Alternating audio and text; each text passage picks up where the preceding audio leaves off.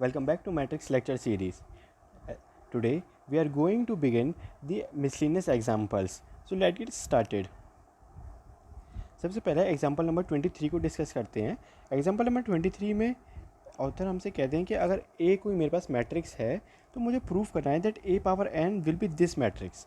Okay, now see what is A power N. देखो, A power N हम जानते हैं, ए पावर एन का बेसिकली मतलब है ए मैट्रिक्स को एन टाइम्स मल्टीप्लाई करना. नाउ अब मुझे एन की वैल्यू तो पता नहीं है, N can be any number. Suppose अगर ए स्क्वायर है that means A into A, that is matrix multiplication दो मैट्रिक्स का, ए मैट्रिक्स का विद इट सेल्फ. ओके, अगर ए क्यूब है तो मैं ए को 3 टाइम्स मल्टीप्लाई करूँगा. बेसिकली ए मैट्रिक्स को पहले 2 बार मल्टीप्लाई करके ए स्क्वायर मैट्रिक्स फाइंड करूँगा, देन ए से अगेन मल्टीप्लाई करके ए क्यूब मैट्रिक्स फाइंड करूँगा. और ये मैं करूँगा under the rules of matrix multiplication. Now हमारे पास ए पावर एन है. अब चूँकि एन एक वेरिएबल है, N belongs to natural number. Okay, so N variable है. इसका मतलब क्या है? इसका मतलब ये है मुझे इस रिजल्ट को इन जनरल प्रूफ करना है. Now one thing that you can keep as a sort of trick और सम हिंट कि जब भी हमें ऐसे कोई प्रूफ करना होता है जिसमें एक नेचुरल नंबर इन्वॉल्व हो, मींस हमें एक जनरल रिजल्ट प्रूफ करना होता है जहाँ पे एक नेचुरल नंबर पे भी कुछ डिपेंडेंसी हो, तो उन केसेस में हम often principle of mathematical induction को यूज़ करते हैं. Now you very well know that what principle of mathematical induction is, right. सबसे पहले हम n इज टू 1 के लिए उस रिजल्ट को पहले हम एक स्टेटमेंट मानते हैं. सबसे पहले हम एक स्टेटमेंट कंसिडर करते हैं कि this statement is such and such, और फिर हम इस स्टेटमेंट को इन जनरल प्रूफ करने की कोशिश करते हैं. अब प्रूफ कैसे करते हैं? प्रूफ करने का बेसिक प्रोसीजर यही है कि पहले n इज टू 1 के लिए हम देखते हैं क्या वो रिजल्ट होल्ड हो रहा है या नहीं हो रहा. अगर वो रिजल्ट होल्ड हो रहा है देन वेल एंड गुड. फिर हम अज्यूम करते हैं कि वो result n is to k के लिए भी होल्ड हो रहा है. उसके बाद n is to k plus 1 के लिए हम देखते हैं क्या वो रिजल्ट होल्ड हो रहा है. अगर हो रहा होता है देन हम ये कंक्लूड कर सकते हैं कि yes, this particular statement is true in general. Okay, you have done principle of mathematical induction in your previous classes also. okay, so let's begin. सबसे पहले हम ये जो स्टेटमेंट हमें प्रूफ करना है इसी को हम अपना जनरल स्टेटमेंट पी एन मान लेंगे. आई डोंट थिंक यहाँ पर किसी को कोई प्रॉब्लम है. Okay, now for n is equals to 1, basically n is equals to 1 के लिए ए पावर एन क्या हो जाएगा? A power n is simply a which what is a then. अगर मैं यहाँ पे इस वाली मैट्रिक्स में, लेट मी हाईलाइट, अगर मैं इस वाली मैट्रिक्स में n इज इक्वल्स टू 1 रख देता हूँ तो I will get cos theta, here sine theta, minus sine theta and here cos theta, right. मुझे ये मिल जाएगा. And is it matrix same as this matrix? Yes, both are same. So मैं क्या कह सकता हूँ? मैं ये कह सकता हूँ कि ये जो रिजल्ट है ये n इज इक्वल्स टू 1 के लिए ट्रू है, राइट. वाई और n is equals to k के लिए हम इस रिज़ल्ट को अज्यूम कर लेंगे ये ट्रू है. जब मैं ये अज्यूम कर लूँगा n is equals to k के लिए ये रिज़ल्ट ट्रू है, इसका मतलब क्या होगा? अगर मेरे पास a ये है देन a पावर k ये होगा, राइट. अब मुझे n is equals to k plus 1 के लिए प्रूफ करना है. Now let me write it. For n is equals to k plus 1, basically a power n उस केस में क्या हो जाएगा? a power k plus 1. Okay, A power K plus 1 को मैं कैसे लिख सकता हूँ? A power K into A, because हमें पता है जब मल्टीप्लिकेशन होता है तब पावर जो एक्सपोनेंट्स होते हैं वो बेसिकली ऐड अप हो जाते हैं. सो this is basically A power, okay sorry, yes, this is basically A power के इज मल्टीप्लाइड विद ए. अब ए पावर के मुझे मेरे अजम्पशन से पता है कि ए पावर के ये मैट्रिक्स है. अब सिंपली अगर मैं इस पर ए की मल्टीप्लाई कर दूं तो मुझे ए पावर के प्लस 1 मिल जाएगा, राइट. हम किस अप्रोच से इस क्वेश्चन को सॉल्व कर रहे हैं? हम सिंपली अपने मैथमेटिकल इंडक्शन को लेकर चल रहे हैं. हमें ए की पावर के प्लस 1 को दिखाना है कि ए की पावर के प्लस 1 और कुछ नहीं बल्कि इस मैट्रिक्स में n इज इक्वल्स टू के प्लस 1 रखने पर जो मैट्रिक्स मिलेगी मुझे वही होगा, राइट. सो सबसे पहले ट्राई करते हैं A power K plus 1 find करने की कोशिश करते हैं, देखते हैं कि वो क्या आ रहा है. Okay, now let's find a power k plus 1. So a power k plus 1 is simply A power के मल्टीप्लाइड विद ए। सो मैं ए पावर के ऊपर से ले सकता हूँ, यहाँ से मैं ए पावर के ले सकता हूँ। This is cos, let me write, cos के थीटा साइन के theta, okay, and minus sine cos, minus sine के थीटा एंड कॉस के theta. This is my A power K, okay. अब मुझे ए से मल्टीप्लाई करनी है, और कौन सी मल्टीप्लाई करनी है? मैट्रिक्स मल्टीप्लिकेशन करना है, okay. So cos sine minus sine cos, here I have cos sin minus sin theta and cos theta, okay fine. Now I will multiply it. Basically as you know matrix multiplication हम this कैसे करते हैं? this row this column then this row this column this row this column, this row is multiplied with this column. So let's simply proceed. How we will do? Cos k theta cos theta, cos k theta cos theta minus sin k theta sin theta, okay. This is my first entry. Due to lack of space, let me write, okay, let me write it in this way. Due to lack of space I am writing in this way, but you are not supposed to write in this way. आपको matrix के अंदर ही लिखना है, okay. मैं ऐसे every element को मैं यहाँ पर शो कर देता हूँ। मेरा A11 क्या होगा?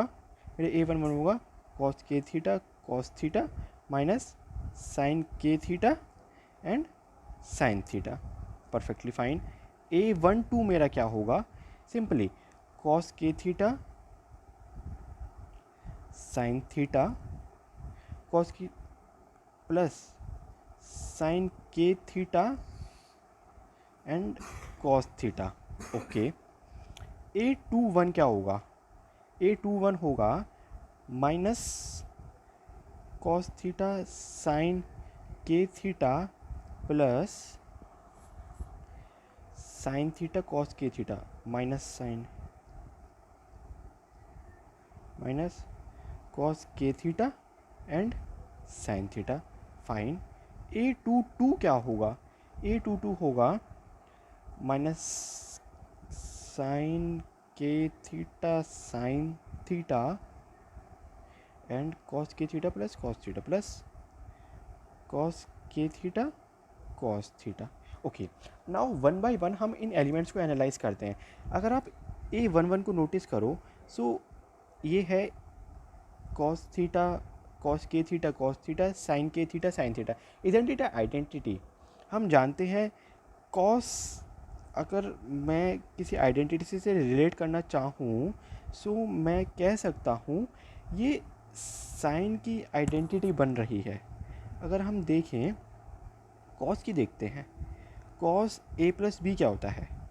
कॉस ए प्लस बी होता है cos A cos B minus sine A sine B, isn't it? अब यहाँ पे ए की तरह के थीटा ऐड कर रहा है और बी की तरह थीटा ऐड कर रहा है। सो मैं इसको रिप्लेस करके बहुत इजीली लिख सकता हूँ कि this is nothing but cos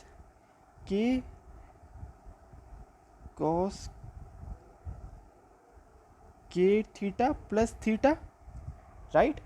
मैं इसको ये लिख सकता हूँ, और इसके अलावा मैं इसको ऐसे भी लिख सकता हूँ कॉस के प्लस 1 थीटा। देखिए इसमें आई डोंट थिंक कोई प्रॉब्लम है, मेरे पास ओरिजिनली ये था। अगर मैं थीटा कॉमन ले लेता हूँ, सो मैं इसमें बहुत सिंपली लिख सकता हूँ इसको कॉस के plus 1 theta. I hope this A11 is clear. Now let's analyse A12। A12 में मेरे पास है कॉस के थीटा साइन थीटा, कॉस के theta sine theta plus sine के थीटा कॉस थीटा। ये आइडेंटिटी साइन से रिलेटेड है, ओके। साइन से रिलेटेड ये आइडेंटिटी है। मे बी अगर हम साइन ए प्लस बी को देखते हैं, तो what it would be like? Sine A cos B plus cos A sine B. क्या कुछ सिमिलरिटी है? कॉस ए साइन बी प्लस साइन ए कॉस बी, यस, ये साइन की आइडेंटिटी बन रही है। Sine again K plus 1 theta, ऐसे ही आ जाएगा। इनिशियली हमारे पास ओरिजिनली क्या होगा? ओरिजिनली हमारे पास होगा साइन के थीटा प्लस थीटा। इसको मैं कैसे लिख सकता हूँ, इसको मैं लिख सकता हूँ साइन के plus 1 theta. Okay fine. Similarly हम इसको भी ऐसे ही रिप्लेस कर सकते हैं। अगर हम देखें इसमें दोनों साइड, इफ़ यू नोटिस यहाँ पे भी माइनस है, यहाँ पे भी माइनस है। वी नो कि किसी भी आइडेंटिटी में माइनस तो नहीं आता बोथ द पोजीशंस पर, राइट। सो मैं यहाँ पे एक बड़ा नॉर्मल सा वर्क काम करूँगा, मैं माइनस कॉमन ले लूँगा। इन दैट केस मेरे पास जो ब्रैकेट के अंदर होगा वहाँ पे कंप्लीटली पॉजिटिव होगा, राइट। ये टर्म यहाँ पे आ जाएगा एंड ये वाला टर्म यहाँ पर आ जाएगा एंड पॉजिटिव साइन होगा। This is related with sine a plus b, right. यहाँ पे हम देखें तो sine A cos B plus cos A sine b, this is the identity. And remember एक नेगेटिव साइन भी बाहर है, so it will be like sine के plus 1 theta. Okay, now analyse this thing. here I have sin combined, both sin A sin B and cos combined. Now you might have remember also that in the identities of cos हमारे पास cos वाली identities में cos पास होता है, sin एक पास होता है। sin वाली identity में sin cos एक साथ कॉम्बिनेशन में होते हैं। सो एक चीज़ तो क्लियर है, यहाँ पर cos वाली आइडेंटिटी लगेगी। ना कौन सी लगेगी cos वाली आइडेंटिटी? हम जानते हैं कि cos वाली आइडेंटिटी में ये नेगेटिव साइन तब आता है जब अंदर पॉजिटिव हो, right. Let me write the identity for you. cos a plus B की आइडेंटिटी क्या होती है? Let me check here I have applied it correctly और नॉट। ओके यस, एक नेगेटिव साइन भी है, ठीक है। तो एक बीच में नेगेटिव साइन आ रहा होगा, then perfectly fine, because cos a plus B की आइडेंटिटी होती है cos a cos b minus, pardon me for my writing, sine A sine B. Okay, ये आइडेंटिटी होती है। एक नेगेटिव साइन भी होता है और अब इफ़ यू नोटिस cos एक पास होते हैं, साइन एक पास होते हैं। So here obviously here at this position obviously cos वाली आइडेंटिटी लगेगी और सिंपली मेरे पास यहाँ पे आ जाएगा cos k plus 1 theta, right. अब मेरे पास ईच एंड एवरी एंट्री है। If I simply write it in a matrix form then how can I write it? Let's see. मेरे पास ए पावर k प्लस 1 जो मैट्रिक्स होगी वो हो जाएगी cos k plus 1 theta, here sine k plus 1 theta. Okay, and यहाँ if you remember यहाँ पर जो मैंने इरेज कर दिया क्या था पहले, let me again show you.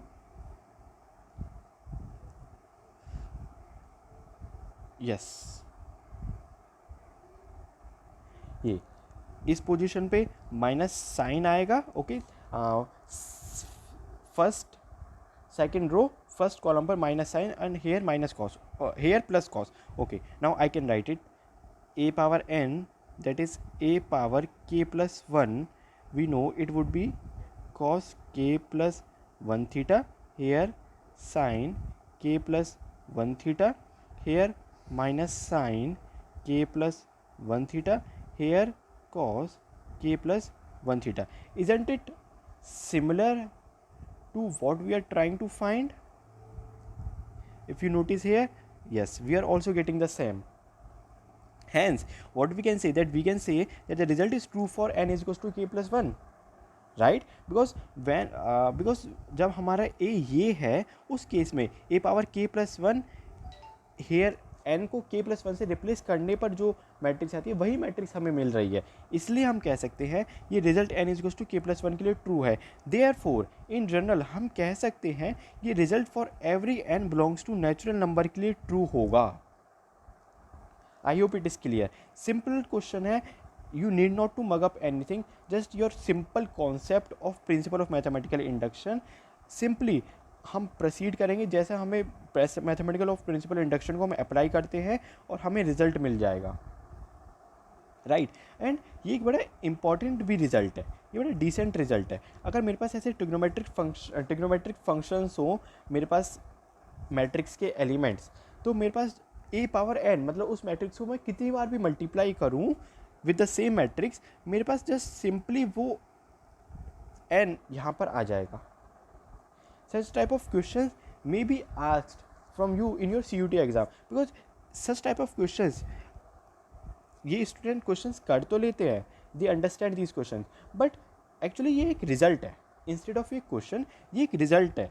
So some most of the students will not remember this result. You are supposed to remember this result.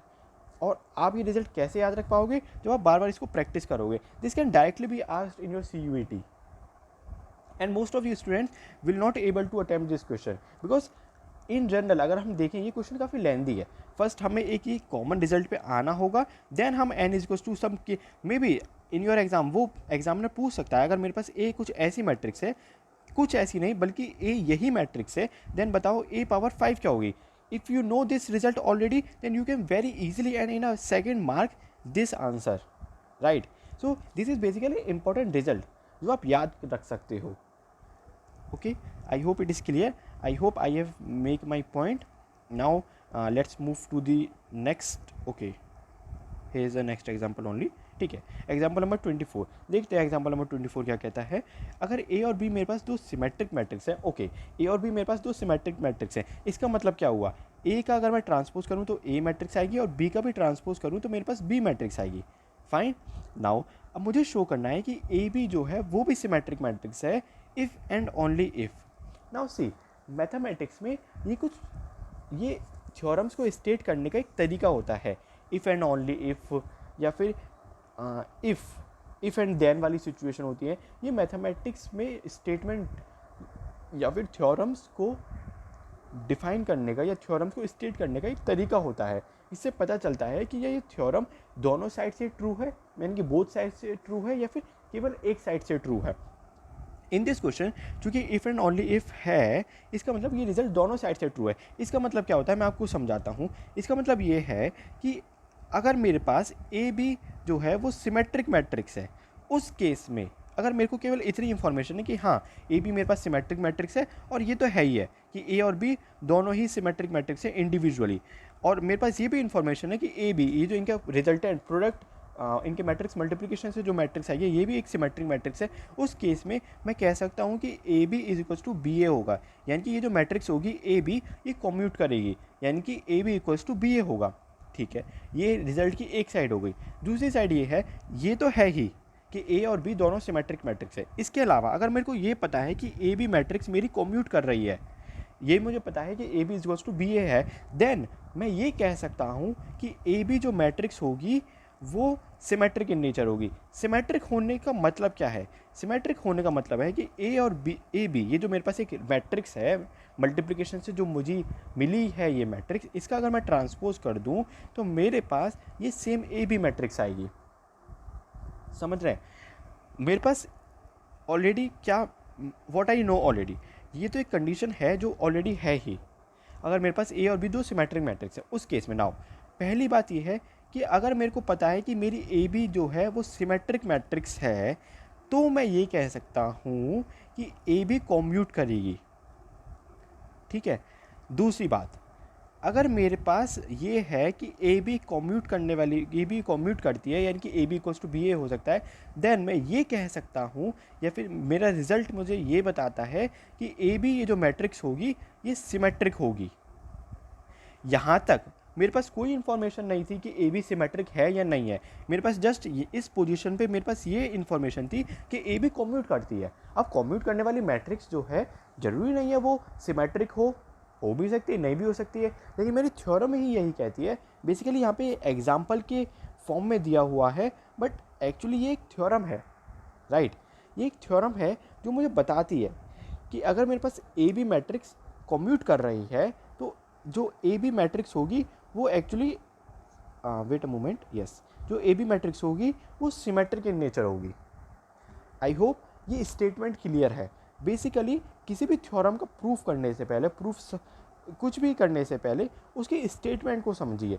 Basically statement हमसे कह क्या रहा है, हमें बता क्या रहा है, हमारी प्रॉब्लम को या फिर हमारे जो वर्क है उसको कैसे सिंप्लीफाई कर रहा है.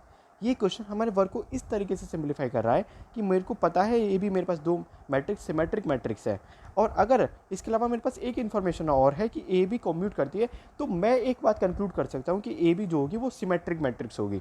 या फिर मेरे पास ऑलरेडी इन्फॉर्मेशन है कि ए बी सिमेट्रिक मैट्रिसेस हैं और ए बी जो इनका रिजल्टेंट प्रोडक्ट मैट्रिक्स है वो एक सिमेट्रिक इन नेचर है। तो इससे मैं ये कंक्लूड कर सकता हूँ, मेरा थ्योरम मुझे एम्पावर करता है, मेरे को ये एम्पावर करता है कि मैं ये कंक्लूड कर लूँ कि A B is a symmetric matrix, not symmetric but A B commute, A B matrix commute. I hope this is clear to you. Now let's move to the proof of this. Proof is also very simple. We can simply use the information which is already given to us. हम उसी information को लेकर चलेंगे, हमें जो दिया हुआ है उसी से ही हम ट्राई करेंगे हम अपने एंड रिजल्टेंट रिजल्ट पर पहुँचे। ठीक है, अब मेरे पास क्या इन्फॉर्मेशन है, मेरे पास गिवन है कि ए और बी दोनों ही सिमेट्रिक मैट्रिक्स है। इसका मतलब क्या हुआ, पहले जो दिया हुआ है ना सबसे पहले उसे लिख लो। मेरे पास पता है कि ए और बी दोनों ही सिमेट्रिक है। ठीक है, इसका मतलब ये हो गया, इस चीज़ से मैं ये कह सकता हूँ, राइट। ओके, अब मेरे को इफ़ एंड ओनली दोनों तरफ से रिजल्ट प्रूफ करना है, तो मैं मान के चलता हूँ कि ए बी मेरे पास क्या है, सिमेट्रिक है ना।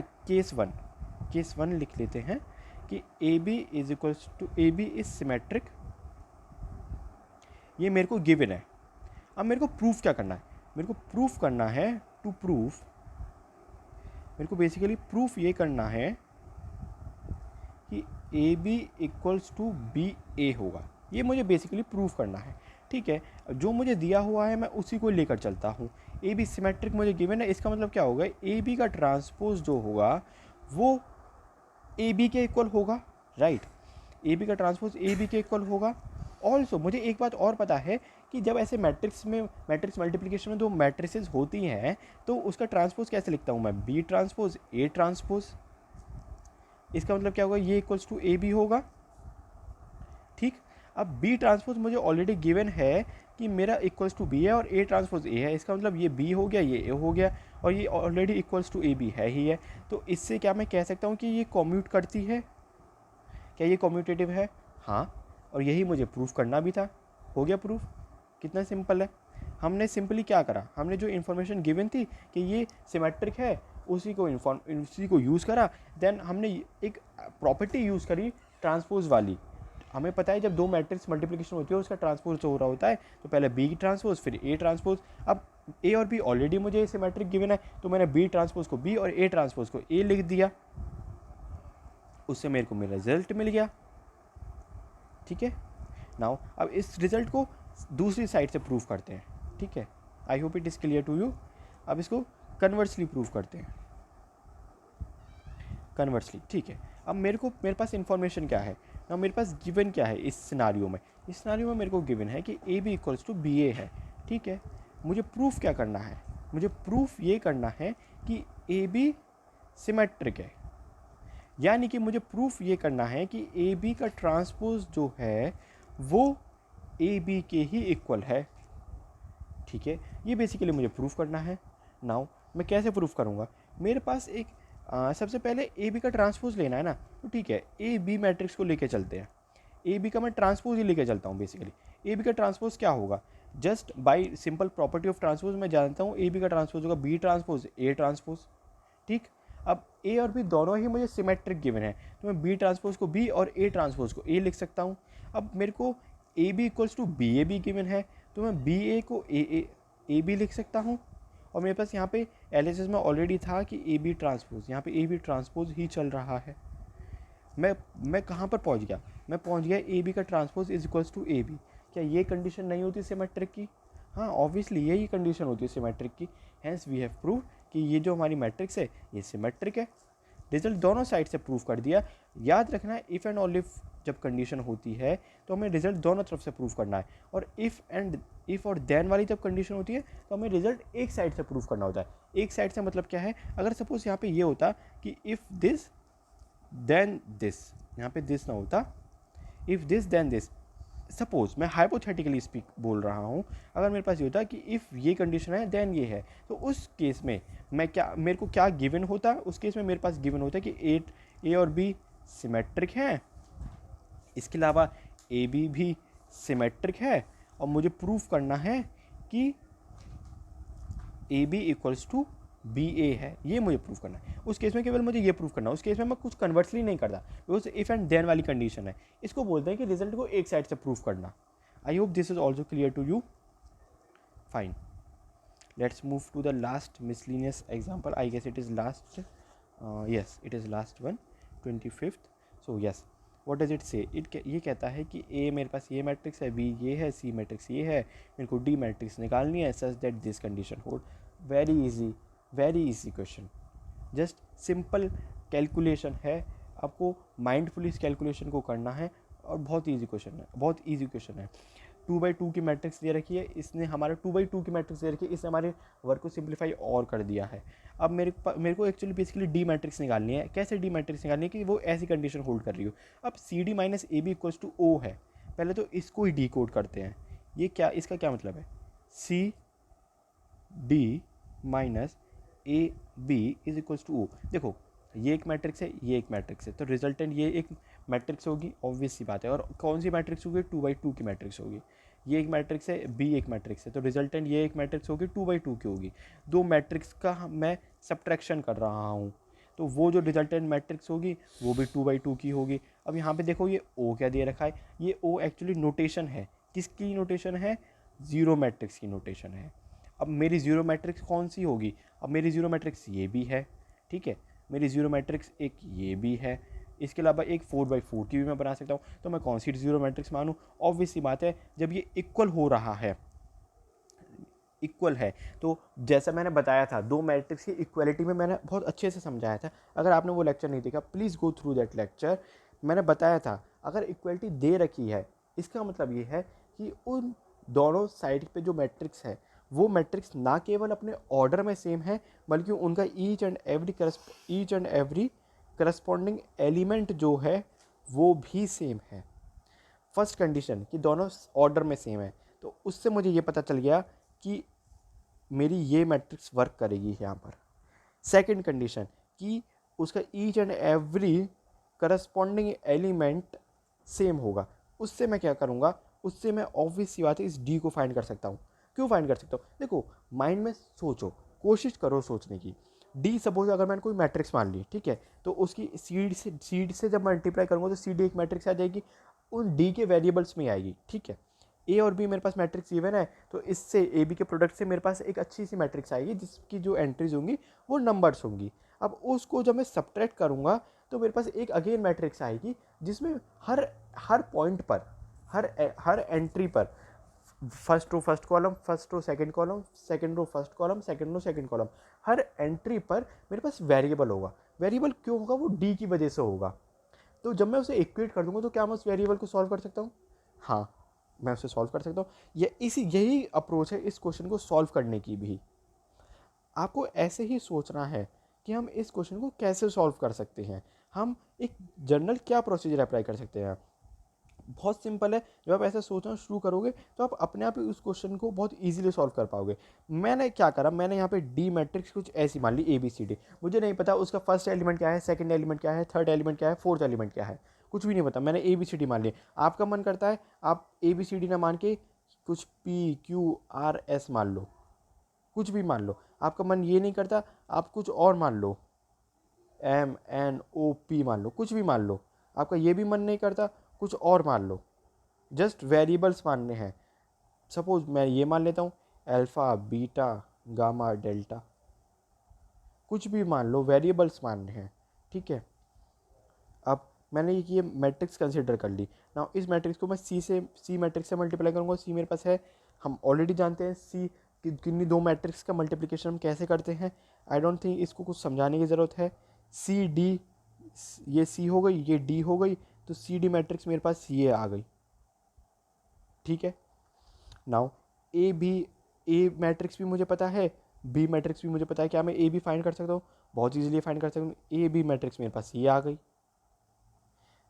मैं इसे ओरली इसलिए एक्सप्लेन कर रहा हूँ बिकॉज इसमें कुछ है ही नहीं, जस्ट सिंपल कैलकुलेशन। जैसे मैंने इस एग्जांपल के स्टार्टिंग में ही बोला था, जस्ट आपको फोकस के साथ इसके मल्टीप्लिकेशन को या फिर इसके कैलकुलेशंस को करना है, और कुछ है भी नहीं। मेरे पास सी डी मैट्रिक्स ये आ गई, ए बी मैट्रिक्स ये आ गई। नाउ मैं सब्ट्रैक्ट कर दूंगा, सब्ट्रैक्ट करना भी मैं जानता हूँ। सब्ट्रैक्ट करके मेरे पास ये मैट्रिक्स आ जाएगी। इसके बाद मैं क्या करूँगा, इसके बाद मैं इस इक्वलिटी का यूज़ करूँगा। ये जो मेरे पास इक्वलिटी है ना, इस इक्वलिटी को मैं यूज़ करूँगा।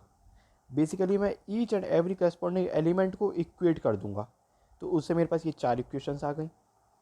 अब 4 इक्वेशंस हैं, 4 ए बी सी डी नाम के वेरिएबल्स हैं। 4 इक्वेशंस है, 4 वेरिएबल। मैं बहुत ईजिली इन 4 वेरिएबल्स को सॉल्व कर सकता हूँ। आप कैसे भी सॉल्व करो इनको। ये जो ये जो 4 इक्वेशंस है, इसको सब्स्टिट्यूशन से सॉल्व करो, इसको एलिमिनेशन मेथड से सॉल्व करो, जस्ट सॉल्व इट। और ये बहुत सॉल्यूशन ईजी भी है। आपको ए बी सी डी सबकी वैल्यू बहुत ईजिली मिल जाएगी। आई hope it is also clear. मैंने ओरली एक्सप्लेन किया है बिकॉज जस्ट आपके पुराने कॉन्सेप्ट्स का एप्लीकेशन है। आई विल अर्ज यू कि आप इसे खुद एक बार खुद सॉल्व करो। मैंने कॉन्सेप्ट समझा दिया है, you need not to look up in to your book, just आप खुद सॉल्व बहुत ईजिली कर सकते हो। I hope it is also clear to you. That's it for today. We will continue the next lecture with the miscellaneous exercise and after completion of that exercise हमारा ये chapter matrix ख़त्म हो जाएगा। Okay fine. In case you have any doubt, you can put it in the comment section. You can also connect with us via various social media handles. Thank you.